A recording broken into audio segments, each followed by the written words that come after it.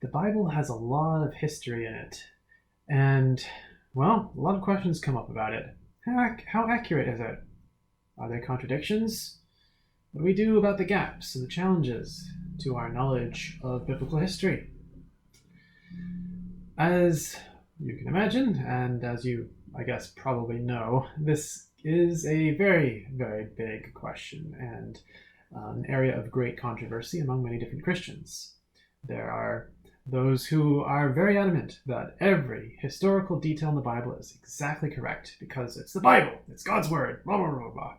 And there are others who are so lackadaisical about giving any credence to its accuracy that you wonder why they even bother calling it the Holy Bible in the first place. Unless they mean holy as in full of holes and historical inconsistencies. So, let's take a look at this. Historical accuracy in the Bible. Well, without getting into too many details, otherwise this will be an hours long video, we're just going to touch upon a few areas of question. So, for example, some of the kings' reigns in the Old Testament differ in length if you read Kings versus Chronicles. Some of the genealogical and census records differ between Chronicles and Ezra. Ezra, and you can throw in Nehemiah and First Esdras as well, just to fill that out and get some more confusion. Who the names are, and you can do the same with the genealogies in the Gospels. How they line up with the Old Testament genealogies. Who is skipping what generations and names and why, and how many are missing. Questions like this. Much of those sorts of questions so far, most of those can be harmonized. You can work it out and figure out, okay, well, there are different systems of reckoning and overlapping co-regencies and stuff like that. Meaning, okay, some genealogies intentionally skip generations to save space, to save time. It's kind of like how Catholics deal with apostolic succession. We trace back to a particular person and then leave it at that because, that person is already well established. Or, you don't need to show every step. It's like in a math problem too. You don't have to show all your work unless you're in, early high school or something and you're being pestered for it. And then with the reigns of different kings, you've got co-regencies. More often than you might like to think, a king would put his son on a throne next to him before he dies. And then you've got multiple systems of reckoning the length of a king's reign.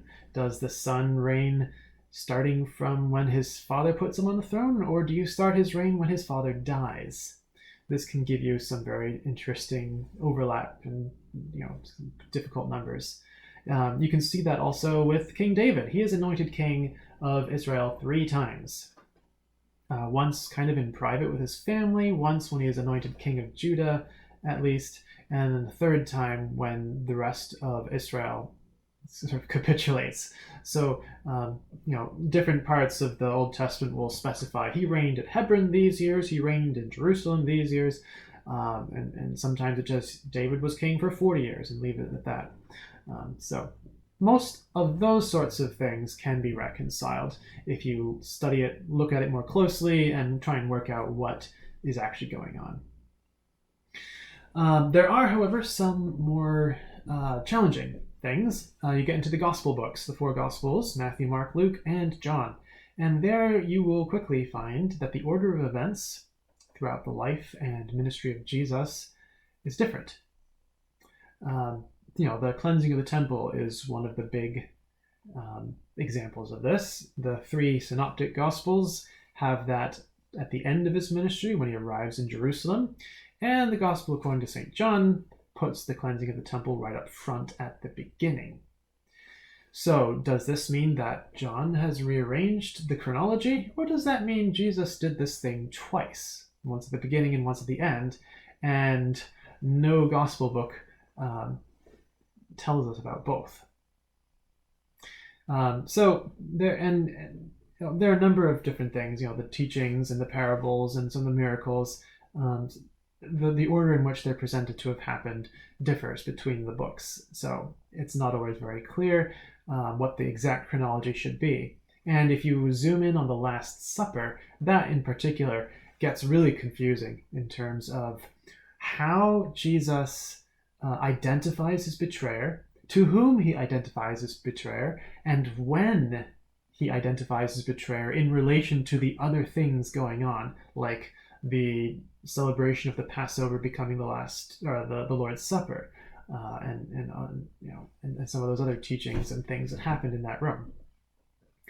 So we find, even in the four gospel books, that the evangelists are putting teaching value over chronology. It's more important, they seem to say, that you know this information about Jesus, what he said, what he did, and it's less important that we get the exact order of events and the timeline filled out. So that's perhaps our most important clue in the midst of all this, before we even dive into the Old Testament, which is a lot larger and a lot more difficult and complicated at times in terms of putting together the chronology. The lesson from these Gospels is pretty straightforward. The information is important, the chronological arrangement of it is secondary importance. So if they're different, that's not the cause for concern. So that takes a bit of a load off our shoulders, which is good. Because then you can get into a number of issues with the Old Testament that people bring up, and some things are easier to deal with than others. The number of Israelites in the Exodus generation, they're numbered in the book of Numbers, beginning and the end of that book. There are too many of them. If you count them all up, there's over 600,000 men of fighting age, which gives you the regular estimate of about 2 million Israelites in total, which is ridiculously large. The entire population of Israel or Palestine never reached that number until the 19th century, if I remember correctly. And within the Bible itself, you got lots of references that make this number unreasonable. God frequently calls the Israelites not numerous enough to conquer the land. He says that they are smaller than all the nations around them. So clearly something is not adding up. Either the ancient world was ridiculously overpopulated compared to what we thought, or 2 million Israelites is completely wrong. So right there, the numbers in numbers mean something different. There are a lot of different theories about that. You can read about that. I can put a link in the comment, or a link in the description area about that if you want to check out that issue in further detail. But the fact of this massive event, the fact that the Exodus occurred, is undeniable. We may not have the exact numbers, and those details may not be very clear in terms of what they all numerically mean, but we know it happened. It had a huge impact, not just on the religion, but the ethnic identity of this entire people group that exists to this day. So the fact of the Exodus is not in question. The numbers of people involved, we don't know for sure, and that's okay, because that's not the point. The point is the Exodus and what happened. Another example of getting this priority figured out can be seen in the story of Abraham and Isaac. This is Genesis chapter 22. I'm not personally aware of any arguments against the historicity of this particular event, but the way that this event is handled biblically and within the church since the New Testament is informative and instructive for us. Christian preaching sees this story as an allegory, or as a foreshadowing of Christ on the cross. It's mentioned. It's pretty much universal throughout the history of Christian teaching that when you look at the story of Isaac on the altar under the hand of Abraham with the knife, that is a picture of Jesus, and what the Lord is reported to say there, and what Abraham observes, that I'm going to name this place "The Lord Will Provide." It just so clearly points ahead to the cross on Calvary that any dealing of this story that does not point to the cross is not a Christian dealing with that story. In other words, the Christological dimension of that story is more important than strict historicity. So we don't know a lot about the location. We don't know a lot about the setting and the timing and who the servant was and all this stuff. But that doesn't matter. What does matter to us is that it points to Christ. Remember what Jesus said. All the Old Testament, all the scriptures speak of me. So, more important that we see Christ there in that history, even if we don't have the historical detail clear. One last example, which does come up, depending on whom you talk to. You get the Battle of Jericho in the conquest of the Promised Land. This is a bit of a battleground. The battleground was a battleground. It is a battleground. It's an archaeological battleground. Some early archaeologists thought they found the walls of Jericho and said, hey, here it is, the walls of Jericho. The walls fell, and when the Israelites conquered it, just as the story goes, they went around it 7 days, blew trumpets, the walls fell. Ta-da! Unfortunately, ever since, virtually every single archaeologist and every piece of evidence that has been found and analyzed points the other direction. Jericho was once a walled city, but almost definitely not during the time of the conquest of the Promised Land. It was there, it was a town, a small village perhaps, but it was certainly not a walled city. So, what does that mean for our little story in the Old Testament? Fiction? Fancy? Exaggeration? Again, what is the point of the story? Is the story there to tell us historical facts about what the Israelites did under the leadership of Joshua? Or is it there to tell us about God and tell us about God's people? So the point of that story is that the Lord takes the decisive role in winning Israel's battles. You can see a similarly, I don't want to say exaggerated, but a similarly surprising element in another story from around that period where 13 Israelites die in a battle and Joshua is freaking out. How could you let this happen, Lord? 13 men have died. Which, think about a battle, 13, that's nice low casualties, really, when you're talking about hundreds, maybe thousands of people fighting. But the point was that if the war is just, if this is what God is directing them to do, no one should die. So again, the numbers, the details, some of this, that we might come for with a historical questioning mentality, it's not necessarily always going to add up. So do we say, well, I guess the Bible is broken. Sorry, guys, let's all go home. Or do we recognize that the scriptures are trying to tell us something besides just historical detail? So a question at this point is why? Why is this strict historical accuracy so difficult to find and difficult to maintain?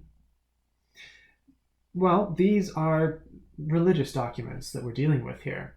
We call them the historical books, like Joshua, Judges, Ruth, Samuel, Kings, Chronicles, Ezra, Nehemiah, Esther, and some of the New Testament books as well. We call them historical books, but we only call them historical books because that's what they generally tend to function as. These are still religious documents. This is still a Bible, some sacred scriptures collected together. So they exist not merely to relate chronological information, but to document a relationship between a God and his people. Virtually all, probably all, of our ancient histories of that part of the world are in the same style. You got your Persian, your Babylonian, Assyrian, Egyptian historical records. They are thoroughly religious too. in one way, I mean, I say this as someone who loves history. In one way, there's no such thing as history, because nearly all record keeping ever, even now, is done with a purpose besides just chronology. We're not writing things down just because they happened, and we want people to know that they happened. We want people to know something about the reason that they happened. So, in the case of these ancient writings, and the Bible in particular, there is a religious purpose for preserving this information and transmitting it.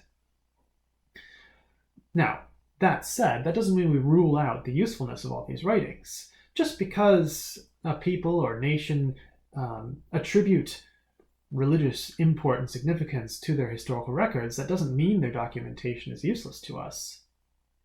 Okay, in some cases, yes, the reader does have to be very careful and critical. The Egyptians, for example, had this tendency to gloss over every single loss in battle by their pharaohs. So their records always describe a victory of some sort. This inability to report their own failings is consistent with their sort of religious motif of deifying their king. And it also results in the fact that when other empires and countries and peoples do better than they do, they're not going to be the ones to tell us that. And so, just for the sake of Bible interest, that's why we don't have any Egyptian record of the Exodus, really, because that was a massive slap in the face and a massive failure and loss for the Egyptians. So, of course, in their style of record keeping, they're not going to tell the world about that. So we can't corroborate the Bible Exodus story with Egyptian records because it's not the sort of thing they'd have written down and preserved. However, thankfully for us, the ancient Israelite as well as the early Christian histories are not at all shy about admitting the failures and sins of their own heroes. Abraham doubts, Moses fears, David murders and has affairs, Solomon and most of his successors fall into idolatry. Some of the greatest prophets really wanted to throw in the towel. Poor Elijah. Peter denied Jesus 3 times in one night. So it's not without good reason that Christian teachers have generally assumed the historical accuracy of the Bible. Some of the details don't add up clearly. Some details do contradict. But the differences are not failings to report the truth, but they're purposeful rearrangements of the information available to teach something about God and his people. So, in one way you could just say, if Jesus can use parables, so can other writers of scriptures. And, if we don't have the exact historical details that we want, that's our problem. I mean, what we want is not what the scriptures exist for. They're there to tell us about God. And we don't have to have all the ducks in a row from a historian's perspective, because the historians are not who the Bible is written for. It's not that purpose. So, last thing to say before we wrap this up. Some people do argue that if you doubt the historicity of one detail in the Bible, then everything is thrown into question. I would say this is a violation of logical categories. Not everything in the Bible is on the same level of importance. The question of whether Jericho had walls when Israel conquered it is on a completely different level to the question of whether Jesus died and rose again. The massive public witness to the resurrection of Jesus is historically unquestionable. The apostles and the disciples clearly believe the resurrection occurred, and any serious interaction with biblical history has to account for that strong and powerful and extremely well-documented witness. Whereas the walls of Jericho, the length of King Hezekiah's reign, the number of exiles who returned to Jerusalem with Zerubbabel or with Ezra, these are details that carry far less religious significance, and rather they function as pieces in a larger story. So if one historical detail is proven to be incorrect, that doesn't break the entire thing. Because, as I've already said, the scriptures are there to tell us about our Lord Jesus. They're there to teach us the gospel. And much of its history is generally there, and most of it is quite sound.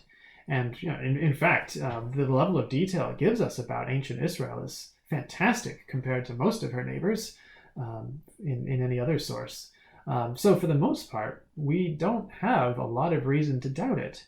But, along the way, some of the smaller details, okay, sure, sometimes they don't really match up with what we find elsewhere. And that is not a threat to anyone. It's like, okay, so maybe Jericho was a small town.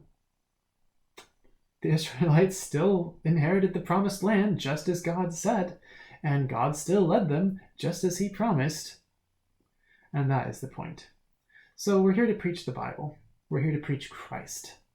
We're not here to preach history lectures. I like history, and I like it to be right. But the point is to preach Christ. Thanks be to God.